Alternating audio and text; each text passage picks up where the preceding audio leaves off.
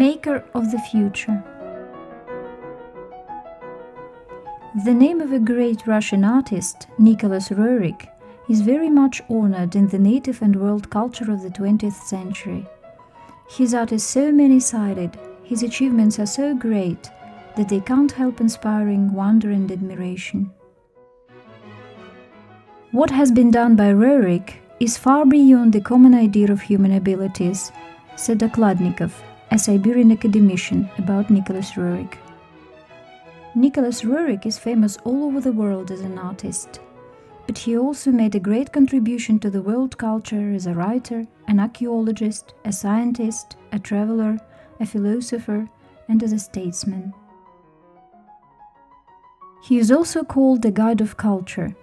In his many-sided art, he combined Oriental wisdom and Western culture. Roerich left enormous cultural heritage, more than 7,000 canvases, many of which are in the best museums of the world. Knowing history, taking part in archaeological excavations, helped Nicholas Roerich to express in a new light the spiritual steps taken by the Russian people in the millennial history. From his beloved Russia, the artist aspired to the questions common to all the mankind, to understanding of the modern reality on the planet. India, which still keeps its specific spiritual wisdom, drew him irresistibly. Going deeply into the art of different people, Roerich came to understanding of the unity of the true spiritual culture of all the mankind. His pictures are permeated with the light of the supreme wisdom. Roerich proclaimed the concept of true culture as worship of light. Bringing light into culture clears up darkness of ignorance. The light of his canvases helps to get in touch with the inconceivable secrets of the universe, to get closer to understanding of eternal and imperishable basis of life.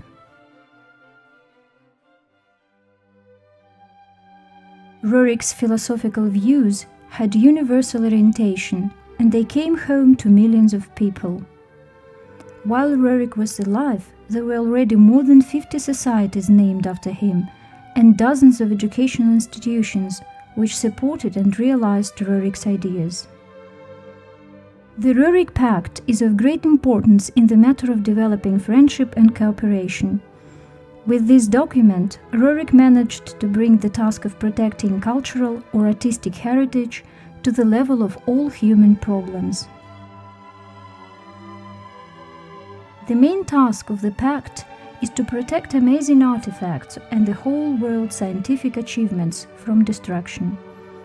The Uruk Pact was signed by vast majority of countries, including Russia.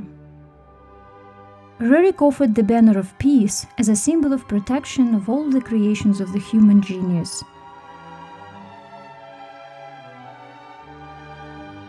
The meaning of this ancient symbol of triune is really deep. The most common explanation of it is past, present and future in the circle of eternity. It might also symbolize art, science and spirituality in the surrounding circle of culture.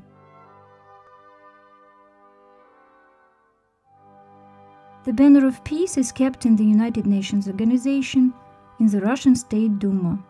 It was brought more than once to the highest peaks of the world.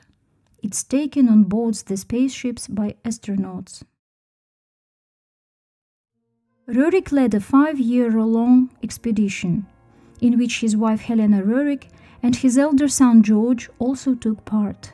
The Central Asian expedition, which turned out to be one of the greatest scientific and human achievements of modern geography. Roerich found the evidence to prove his thoughts that Central Asia was the cradle of all world religions and the humankind itself. The unique archaeological, geological, botanical, ethnographic collections were made during the expedition.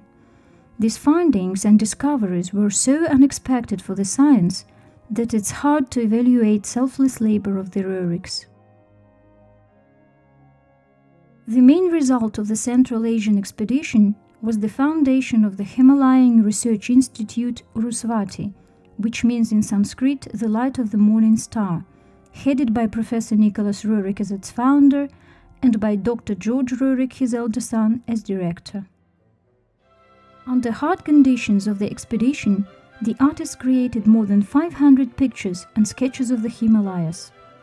When Nicholas Roerich was asked what it was about the Himalayas that drew him to them, he answered that it was greatness that feeds the spirit. The artist depicted vast landscapes and people of Central Asia in his pictures, in which ancient legends, beliefs, and profound philosophy of the East, difficult of access areas, and the highest mountain passes were reflected. A great many pictures painted in those years formed the basis of the collection of the Nicholas Roerich Museum, opened in New York City while Roerich was still alive. There was another museum by his name that opened in Moscow, in the International Center of the Roerichs. In Novosibirsk, the capital of Asiatic Russia, people with immense force of enthusiasm were building the public museum of Nicholas Roerich. In Altai, the Memorial House, a museum in memory of Nicholas Roerich, was restored. He stayed in that house during his Central Asian expedition. The museums display the creative work of the Roerichs, who are rightly called the Great Family of Russia. Helena Rarick is the artist's wife, friend, and life's companion, the inspirer of all his good undertakings. Nicholas Roerich used to say that all his works should have two names signed on them, one male and the other female. Helena Rarick spent all her life in incessant labor. She wrote a lot of letters answering numerous questions of the reporters from different countries. Her deeply philosophical letters were published while she was alive, and they are still in great demand among those who aspire to understand the spiritual principles of existence. Beside letters, Helena Rarick wrote a number of books under different pen names. She was a brilliant translator of the most complicated texts of Eastern philosophy. Helena Rarick prophesied the bright destiny of Russia. In 1948, she wrote, "Bright light is all over my motherland.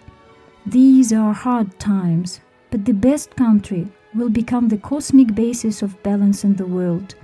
The best country will be the most constructing and the most beautiful one."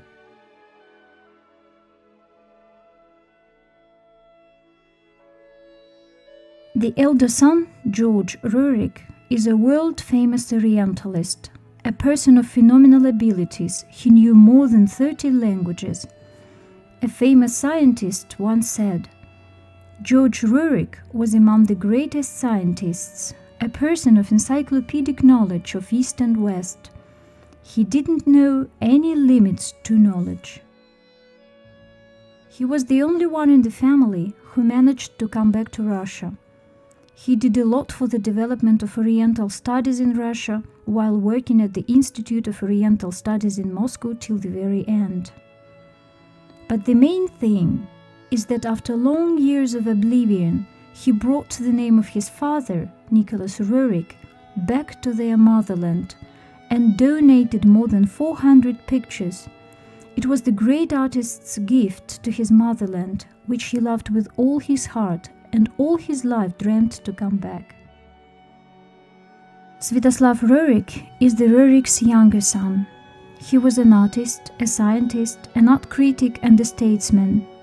He made a great contribution to the fight for peace and consolidation of partnership between India and Russia. Jawaharlal Nehru called Svetoslav Roerich's exhibitions a feast of beauty. His art is rich and varied. An amazing display of sound colors in his landscapes is the reflection of that beautiful and mystic reality that surrounds us, but can be perceived only by the artist with subtle perception skills. The portrait genre takes an important place in his work.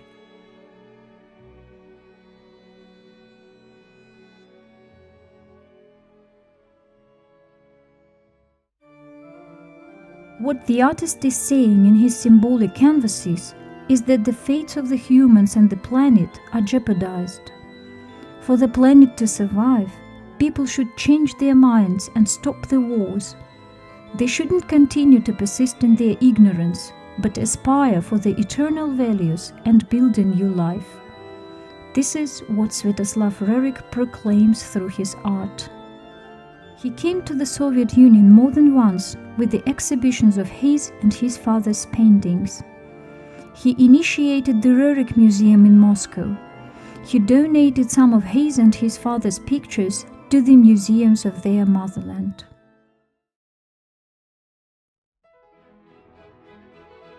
The Roerich family is unique and wonderful. The Roerichs left the rich and vast artistic, scientific, spiritual and philosophical heritage which is to be studied by the next generations. The giants of spirit and thought will always be ahead of their time.